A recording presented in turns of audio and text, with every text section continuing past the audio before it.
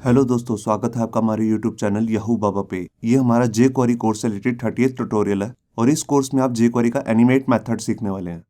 इस animate method को use करके आप एचटीएमएल के किसी भी टैग को एनिमेट कर सकते हैं। इसको लिखने का तरीका कुछ इस तरीके से है, ये देखिए। सबसे पहले आप यहाँ पे लिखेंगे सिलेक्टर, जो भी आप टारगेट कर रहे हैं एचटीएमएल के टैग को। उसके बाद डॉट लगा के आप लिखेंगे एनिमेट। इसके बाद राउंड ब्रेसेस के अंदर आपको 3 पैरामीटर्स देने होते हैं। सबसे पहला जो पैरामीटर है उसको आपको करली ब्रेसेस के अंदर देना है। यहाँ पर हम लिखते हैं सीएसएस की कोई भी प्रॉपर्टी। लगभग सारी प्रॉपर्टीज को ये सपोर्ट करता है, सिर्फ कुछ एक को छोड़ के, जैसे कि कलर और बैकग्राउंड कलर। अगर आप कलर को एनिमेट करने की सोच रहे हैं तो आप इस प्रॉपर्टी को यूज करके नहीं कर सकेंगे। उसके लिए आपको jQuery के प्लगइन्स को यूज करना पड़ता है। jQuery के प्लगइन्स क्या होते हैं, इस पे भी मैं आगे जाके वीडियो बनाने वाला हूँ। अभी इस प्रॉपर्टी के थ्रू तो आप इसको एनिमेट नहीं कर सकते।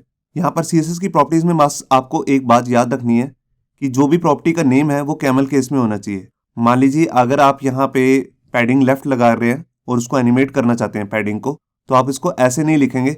उसको लिखने का तरीका कुछ इस तरीके से होगा। बीच में से आप हाइफन हटा देंगे और जो दूसरा वर्ड है लेफ्ट, उसका जो पहला लेटर है एल, उसको आप कैपिटल में लिखेंगे। और यहाँ पर देखिए हमारे पास जो दूसरा पैरामीटर होता है उसका नाम है स्पीड। स्पीड मतलब यहाँ पर इसको कितनी स्मूथनेस से करना है। इसकी 2 प्रीडिफाइंड वैल्यूज है, एक है स्लो और एक है फास्ट। यहाँ पर आप अपनी कस्टम वैल्यू भी दे सकते हैं मिली सेकेंड्स में, जो भी मैं आपको आगे ट्यूटोरियल में बताऊंगा कि कैसे हम इसमें मिली सेकेंड में वैल्यू देते हैं। और जो यहाँ पे लास्ट पैरामीटर होता है वो है call back function. Call back function का क्या मतलब है, जैसे ही एनिमेशन जो है वो कंप्लीट हो तो ये कॉल बैक फंक्शन जो होता है ये इमीडिएटली रन हो जाता है। तो आइए देखते हैं प्रैक्टिकली इस एनिमेट फंक्शन को यूज कैसे कर सकते हैं। यहाँ पर देखिए, यहाँ पर एडिटर में हमने एक सिंपल सा एचटीएमएल का एक डॉक्यूमेंट बना लिया है और यहाँ पर ऊपर एक हेडिंग है। उसके नीचे एक डिव आ रहा है जिसके अंदर हमने एक कंटेंट भी लिखा हुआ है याहू बाबा। और उसके नीचे यहाँ पर एक बटन है एनिमेट नाम से, जिस पे क्लिक करके हम इस वीडियो का प्रैक्टिकल करने वाले हैं। और यहाँ पर देखिए जो हमने डिव लगाया हुआ उस पर हमने आईडी लगा रखा है बॉक्स, और जो एनिमेट नाम का बटन है उस पर भी हमने एक आईडी लगा हुआ है एनिमेट बीटीएन। और उसके नीचे यहाँ पर हमने jQuery की एक एक्सटर्नल फाइल लगाई है जिसको यूज करके हम इस वीडियो का प्रैक्टिकल करने वाले हैं। तो आइए शुरू करते हैं। सबसे पहले मैं यहाँ पर स्क्रिप्ट टैग लिख लेता हूँ और इसके बाद यहाँ पर jQuery का जो बेसिक कोड है document.ready उसको लिख लेता हूँ।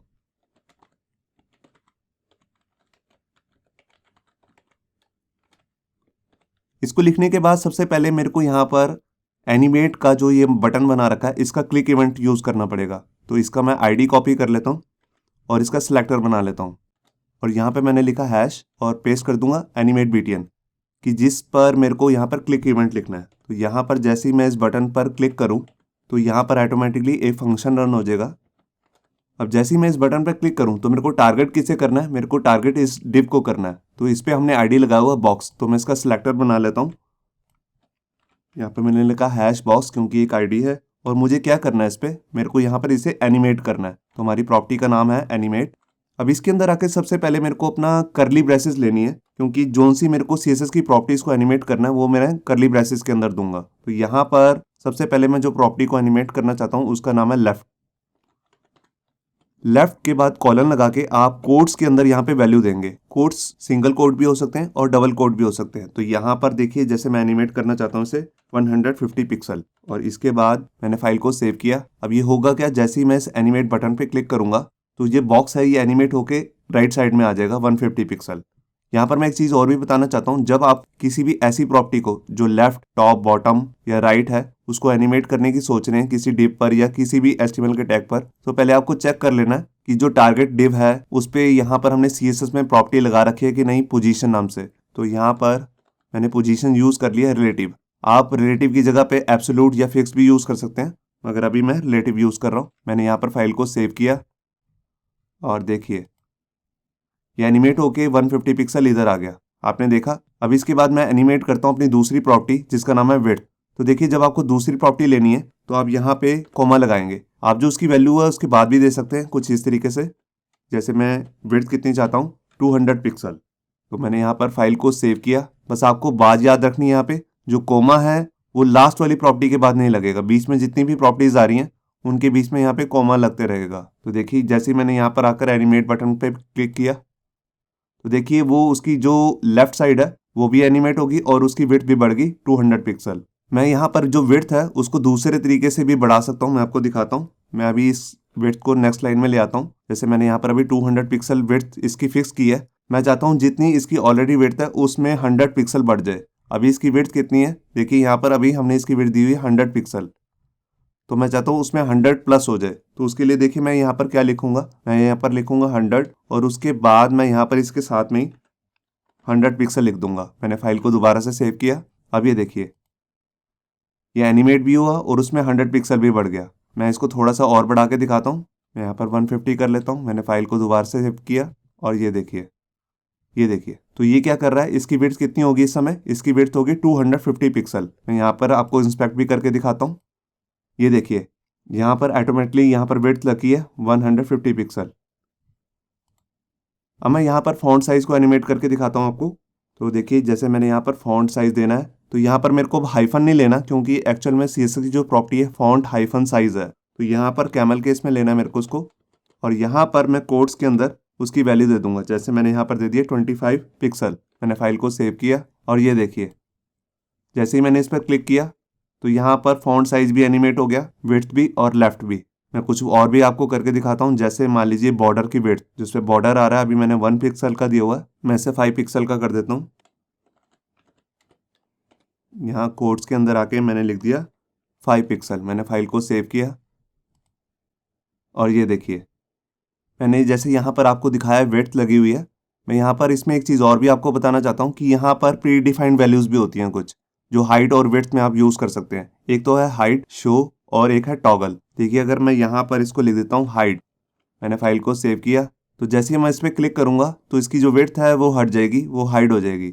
ये देखिए वो गायब हो चुका है। अब अगर मैं शो करना चाहता हूँ या तो मैं पेज को रिफ्रेश करूँ या एक और बटन बनाऊँ। अभी मैं दूसरा बटन तो नहीं बना रहा, तो मैं आपको दूसरी जो तीसरी प्रॉपर्टी है इसकी टॉगल, उसको यूज़ करके दिखाता हूँ। और यहाँ पे मैंने फाइल को सेव किया। अब मैं जब एनिमेट पे क्लिक करूँगा तो एक बार ये हाइड हो जाएगा और जब दोबारा क्लिक करूँगा तो वो शो हो जाएगा। ये देखिए वो हाइड हो गया और जब मैंने दोबारा से एनिमेट पे क्लिक किया तो वो शो हो गया। ये देख हाइड हो गया और दोबारा से शो हो गया। तो जो ये प्रॉपर्टीज़ हैं हाइड शो और टॉगल, ये आप हाइट पे भी यूज़ कर सकते हैं। मैंने अभी आपको विड्थ पे करके दिखाई है। मैं यहाँ पर आपको एक चीज़ और भी बताता हूँ कि जैसे अभी जो ये सारी प्रॉपर्टीज़ एनिमेट हो रही हैं ये इकट्ठे हो रही हैं। मैं चाहता हूँ एक क्यू में हो, पहले कुछ हो हाइट, फिर विड्थ, फिर लेफ्ट, फिर राइट, जैसे जो भी मेरे को एनिमेट करना है वो बारी बारी हो। तो उसके लिए मेरे को एक क्यू बनाना पड़ता है। तो देखिए उसके लिए आप कैसे करेंगे मैं आपको दिखाता हूँ। मैं यहाँ से ये सब चीज़ें हटा लेता हूँ अभी और यहाँ सिर्फ लेफ्ट ही लगे रहने देता हूँ। ये देखिए मैं इसको एक लाइन में लिख लेता हूँ और यहाँ पर मैं इसी लाइन को डुप्लीकेट कर लेता हूँ। ये देखिए अब जैसे ही एनिमेट होके 150 पिक्सल आए तो मैं यहाँ से इसको टॉप जो है वो एनिमेट कर देता हूँ। मैं उसको भी कर देता हूँ 150 पिक्सल। अब देखिए मैंने फाइल को सेव किया तो पहले ही ये वाली चीज़ एनिमेट होगी और फिर टॉप एनिमेट होगा। ये देखिए आपने देखा। अब इसके बाद मैं कुछ और भी एनिमेट करना चाहता हूँ तो वो भी मैं कर सकता हूँ। मैं यहाँ पर एनिमेट में जाके जैसे मैं मान लीजिए मैं इसकी विड्थ बढ़ा देता हूँ और विड्थ मैंने इसकी कितनी कर दी, मान लीजिए 200 पिक्सल, 250 पिक्सल। मैंने फाइल को सेव किया और जैसे मैं यहाँ पर आके एनिमेट पे क्लिक करता हूँ तो ये देखा आपने 3 स्टेप में एनिमेशन हो रही है। पहले लेफ्ट गया, फिर टॉप से नीचे आया, फिर यहाँ पर विड्थ बढ़ गई। मैं दोबारा दिखाता हूँ आपको। ये देखिए इसको कहते हैं एनिमेशन क्यू। आप जितनी मर्जी प्रॉपर्टीज को एनिमेट कर सकते हैं। जैसे मैंने यहाँ पर एक समय में एक ही चीज़ करके दिखाई है, आप दो भी चीज़ें कर सकते हैं। तो देखिए मैं यहाँ पर कोमा लगा के फॉन्ट का साइज बढ़ा देता हूँ। तो देखिए मैंने यहाँ पर लिखा फॉन्ट और साइज और यहाँ दे दिए कोट्स के अंदर 25 पिक्सल। मैंने फाइल को सेव किया। अब ये देखिए आपने देखा। मैं दोबारा दिखाता हूँ आपको। तो यहाँ पर जैसे ही लेफ्ट हो रहा है उसी समय फॉन्ट का साइज बढ़ रहा है। ये देखिए तो आपने देखा कि कैसे हम एनिमेट प्रॉपर्टी को यूज़ करके बहुत ही अट्रैक्टिव एनिमेशंस बना सकते हैं। अब मैं आपको बताता हूँ कि कैसे हम एनिमेट मेथड के अंदर अपना दूसरा पैरामीटर जिसका नाम है स्पीड, उसको कैसे यूज़ कर सकते हैं। तो देखिए मैं जो अपनी जो पहली प्रॉपर्टी है यहाँ पे एनिमेट की, यहाँ पे करली ब्रेसेस के बाद मैं कोमा लगाऊंगा और यहाँ पे दो प्री डिफाइंड वैल्यूज़ होती हैं, या तो होती है स्लो या होती है फास्ट। उसको यूज़ करके दिखाता हूँ। मैंने फाइल को सेव किया। अब जो ये पहला वाला एनिमेशन है ये स्लो होगा, बाकी नॉर्मल स्पीड में होंगे। ये देखिए यहाँ पर एक वैल्यू और भी होती है जिसका नाम होता है फास्ट। मैंने फाइल को दोबारा सेव किया और ये देखिए तो अभी कुछ खास पता नहीं लगा, मगर यहाँ पर मैं अपनी प्री डिफाइंड वैल्यूज़ को छोड़ के दूसरी वैल्यूज़ भी दे सकता हूँ। मतलब कि मिली सेकेंड्स में। तो देखिए जैसे मैंने यहाँ पर दे दिया 3000। 3000 का क्या मतलब है, मतलब कि 3 सेकेंड। जो 1000 होता है उसका मतलब होता है 1 सेकेंड। तो यहाँ पर मैंने फाइल को सेव किया और जो पहली एनिमेशन है बहुत ही स्लो होगी, ये देखिए। उसके बाद वाली एनिमेशन नॉर्मल स्पीड में हुई है, मगर जो पहली एनिमेशन थी वो 3 सेकेंड में कंप्लीट हुई। और लास्ट में हम यहाँ पे एक तीसरा पैरामीटर होता है जिसका नाम होता है कॉल बैक फंक्शन। जैसे कि मैंने आपको अपनी पिछली 3 वीडियोस में बताया था कॉल बैक फंक्शन क्या होता है और इसका हम कैसे यूज कर सकते हैं। तो यहाँ पर भी मैं एक फंक्शन ले लेता हूँ और उसके अंदर यहाँ पे आके करली ब्रेसेस लगा देता हूँ और यहाँ पर मैं उसके अंदर कंसोल में कुछ प्रिंट कर देता हूँ। आप कुछ भी कर सकते हैं, मैं जस्ट आपको कंसोल में प्रिंट करके दिखा रहा हूँ। और मैंने यहाँ पे लिख दिया फर्स्ट एनिमेशन कंप्लीटेड। मैंने फाइल को सेव किया और यहाँ पे मैं पहले से ही कंसोल ओपन कर लेता हूँ।